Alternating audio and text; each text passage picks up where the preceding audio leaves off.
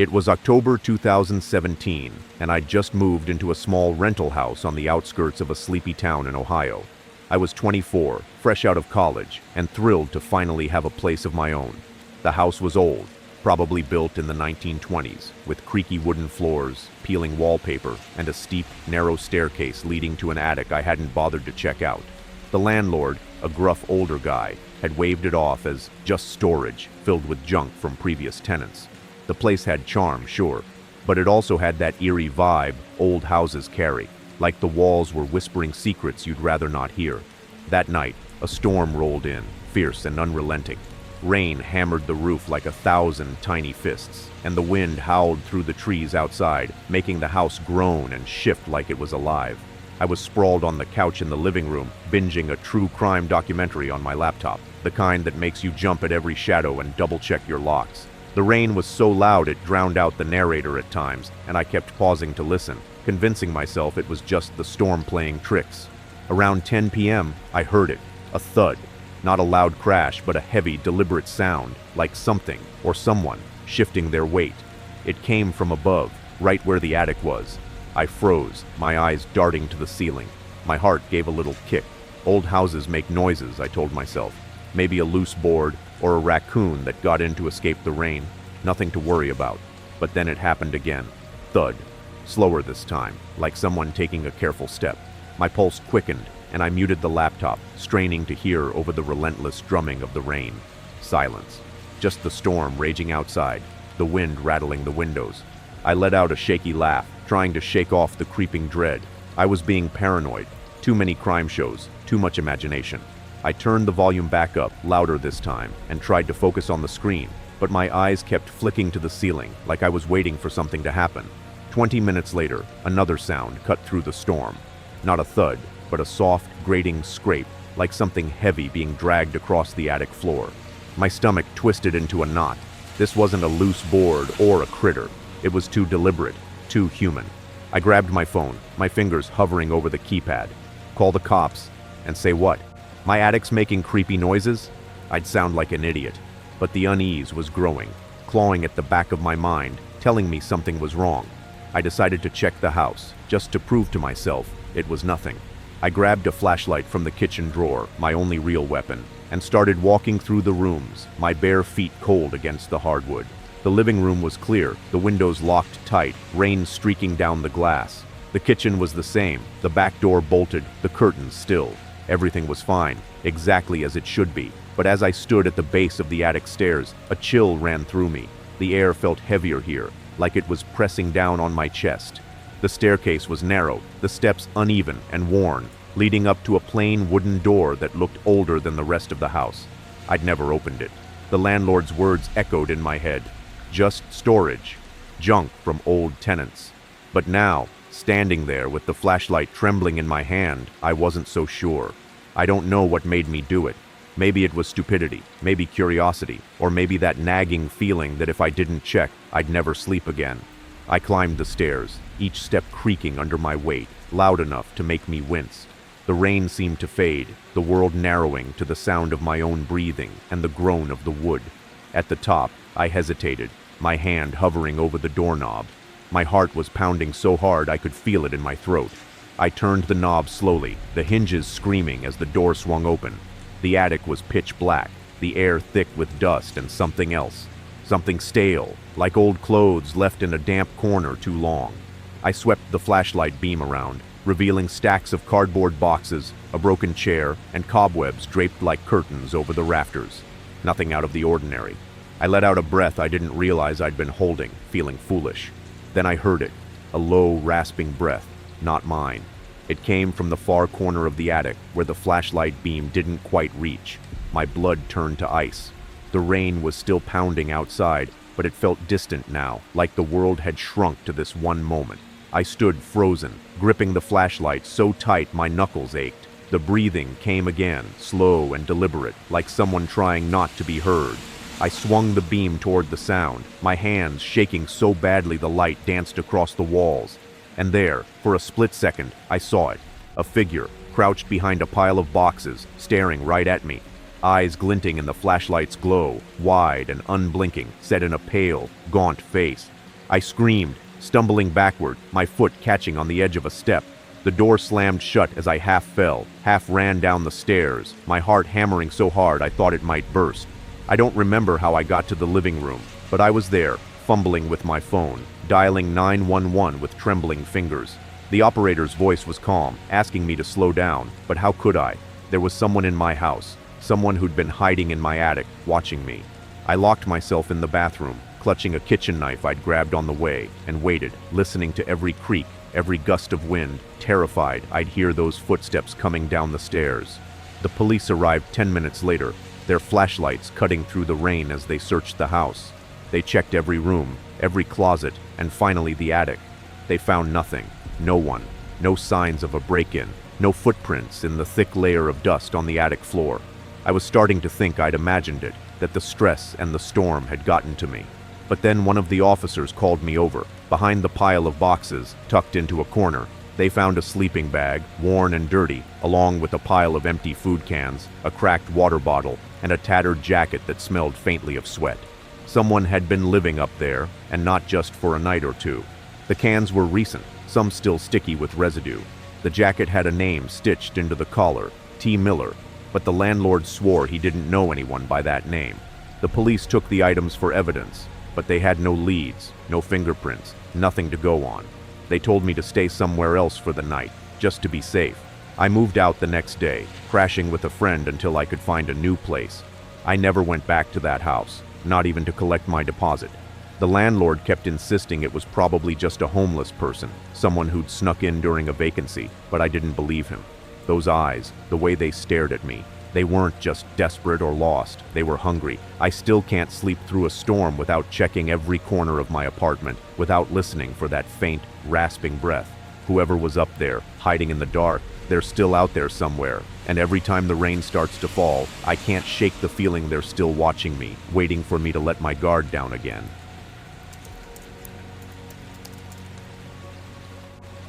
It was November 2019, and I was living in a cramped ground floor apartment in Portland, Oregon. I was 29, working grueling night shifts as a nurse at a local hospital, so I was used to being alone at weird hours, my body clock all out of whack. My apartment was in an old brick building, the kind with thin walls where you could hear your neighbor's TV like it was in your own living room. It wasn't fancy, scuffed linoleum floors, a lumpy couch, and windows that rattled in the wind. But it was mine. And it felt safe, or at least it did until that night. A storm had rolled in, one of those Pacific Northwest deluges that turns the streets into rivers and makes the world feel like it's drowning.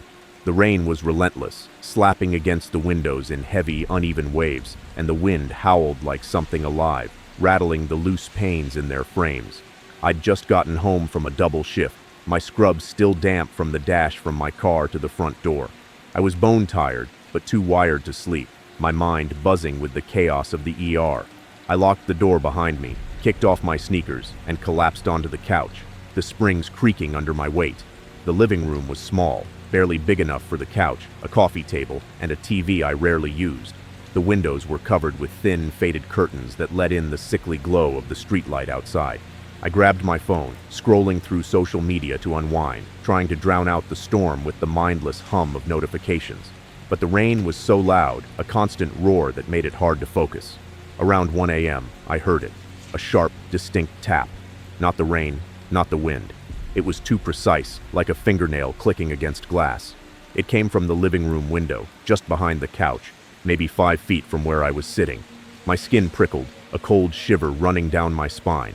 I sat up, my phone forgotten in my lap, and listened. The rain kept pounding, but there it was again. Tap, tap, tap, slow, rhythmic, like someone was testing the glass. My heart started to race. I told myself it was probably a branch, or maybe some debris caught in the wind. Storms do that, right? They throw things around, make you jump at shadows. But this felt different, too deliberate to be random. I stood up, my legs shaky, and crept toward the window. The curtains swayed slightly, though I hadn't touched them, and the streetlight's glow cast long, jagged shadows across the room. I don't know why I didn't just ignore it. Maybe it was the exhaustion, or maybe it was that stubborn part of me that refused to be scared in my own home. I reached for the curtain, my fingers brushing the cheap fabric, and pulled it back just an inch, just enough to peek outside. That's when I saw it, A face pressed right against the glass, staring at me. Pale, gaunt, with eyes so wide and unblinking they didn't look human. Its mouth was slightly open, lips cracked and gray, and the rain streaked down the window like tears across its skin. I screamed, a raw, guttural sound that tore out of me as I stumbled back, my phone clattering to the floor. I scrambled to the kitchen, my heart pounding so hard I could barely breathe.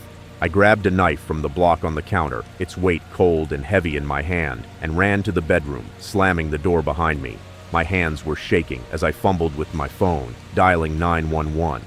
The operator's voice was calm, too calm, asking me to repeat myself because I was babbling, my words tripping over each other. "There's someone outside my window," I managed to choke out. "They're staring at me. Please, hurry." I locked the bedroom door, wedged a chair under the handle, and sat on the bed, clutching the knife, listening for any sound over the storm. Every creak of the building, every gust of wind made me jump, my eyes glued to the door, expecting it to burst open. The police arrived in what felt like an eternity, but was probably only 10 minutes. Their flashlights cut through the rain, sweeping the alley outside my apartment. I watched from the bedroom window, my breath fogging the glass, as they searched the muddy ground, the dumpster, the bushes. They found nothing, no footprints, no signs of anyone, just the endless rain washing everything away. They came inside, their boots leaving wet tracks on my floor, and asked me to describe what I saw. I told them about the face, those unnatural eyes, the way it just stared, unblinking. One of the officers, an older guy with a tired face, suggested it might have been a trick of the light, maybe my own reflection distorted by the rain. The other, younger, looked like he believed me but didn't know what to say. They checked the locks, told me to call if anything else happened, and left me standing in my living room, the knife still in my hand. I didn't sleep that night. I couldn't. I kept the lights on, the curtains drawn tight, and sat on the couch, jumping at every sound. The storm didn't let up, and neither did the feeling that I wasn't alone. Around 4 a.m., I worked up the courage to check the living room window again. I don't know why. Maybe I needed to prove to myself it was over. I pulled the curtain back, just a sliver, and scanned the alley. Nothing but rain and shadows. But then I noticed something on the window pane, faint scratches, like someone had dragged their nails across the glass. They were thin, jagged, and fresh, the kind of marks that don't just appear on their own. My stomach churned, and I backed away, the knife trembling in my grip. I stayed with a friend for a week after that, too scared to go back to my apartment alone. When I finally returned, I bought heavy blackout curtains and a deadbolt for the door. I started noticing things I hadn't before. The way the streetlight flickered at odd hours, the way the alley outside seemed quieter than it should, even on calm nights. I asked my neighbors if they'd seen anything strange, but most of them kept to themselves, and the ones who talked said they hadn't noticed anything. One older woman, though, mentioned hearing odd noises in the alley sometimes, like someone whispering or scratching at the walls. She thought it was just kids messing around, but her words made my skin crawl. I moved out a month later, breaking my lease and eating the cost. I couldn't stay in that apartment, not after those eyes, that face, the scratches on the glass. I still see it in my dreams sometimes, pressed against the window, watching me through the rain. I don't know what it was, human or something else, but it wasn't right. Those eyes didn't belong to anything that should be walking around in the dark. Now every time it rains, I keep my curtains closed, my doors locked, and I avoid looking outside. Because deep down, I know it's still out there, waiting for me to look again, waiting for me to let it in. It was March 2021, and I just moved into a 2-story farmhouse in rural upstate New York, about an hour from the nearest town. I was 32, recently divorced, and desperate for a fresh start, far from the city and the memories I wanted to leave behind. The house was old, built in the late 1800s, with sagging floors, exposed beams, and plaster walls that seemed to hold the weight of a century. It sat alone in a sea of empty fields, the nearest neighbor a mile away, their lights barely visible through the trees. The isolation felt like a gift at first, peaceful, quiet, a place to rebuild. But that night, a storm rolled in, fierce and unforgiving. Thunder shook the house, and rain lashed the windows like it was trying to get inside. I was alone, and the world outside felt like it had vanished into the downpour. I was in the kitchen, nursing a mug of coffee, the bitter warmth grounding me against the chaos of the storm. The house was drafty, and the single bulb overhead flickered every time the wind gusted. I'd been there a week, still unpacking, still getting used to the way the house creaked and groaned, like it was settling into its bones. Around midnight, I heard something. A whisper, faint and fleeting, like a breath caught on the edge of the wind. It sounded like my name, Sarah, drawn out and soft, barely audible over the rain. I froze, my mug halfway to my lips, my heart giving a sharp thud. The kitchen was dim, the shadows pooling in the corners, and for a moment, I thought I'd imagined it. Storms can play tricks, right? The wind, the rain, the creaking house. It was nothing. But then it came again, clearer, closer. Sarah. This time, it wasn't from outside. It was coming from the wall behind me, the one separating the kitchen from the staircase. My skin prickled, a cold sweat breaking out across my neck. I set the mug down, my hand trembling, and turned to face the wall. It was old plaster, cracked in places, painted a faded yellow that hadn't been touched in decades. I told myself it was the house settling, or maybe pipes rattling in the storm. Old places like this always had quirks, but the voice didn't feel like a quirk. It felt alive, deliberate, like someone was standing just on the other side, whispering my name. I stood up, my chair scraping the floor, the sound jarring in the quiet. My heart was racing now, but I wasn't about to run scared in my own house. I grabbed a flashlight from the counter, one of those heavy metal ones that could double as a club, and pressed my ear to the wall.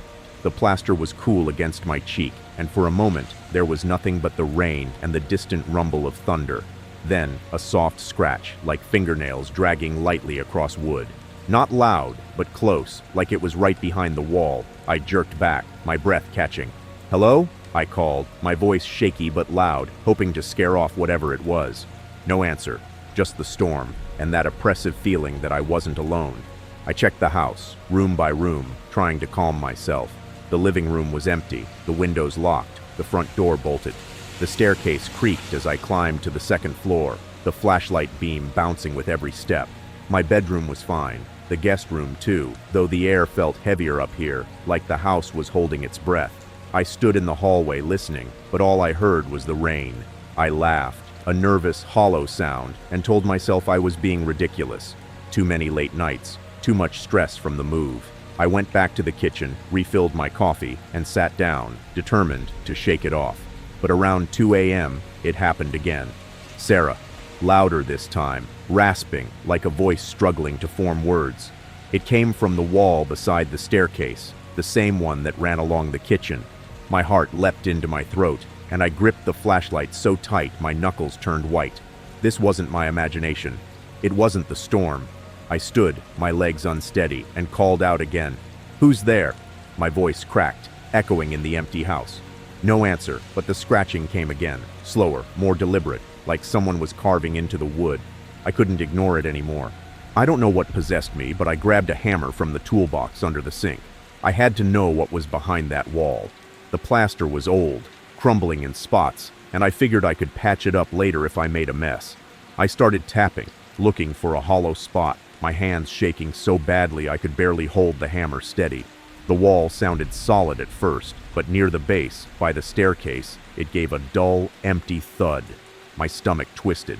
I swung harder, and a chunk of plaster broke away, revealing a narrow gap, maybe a foot wide, between the inner and outer walls. I shone the flashlight inside, my breath hitching. The beam caught on rough wood, etched with deep, jagged scratches, like someone had clawed at it with their bare hands.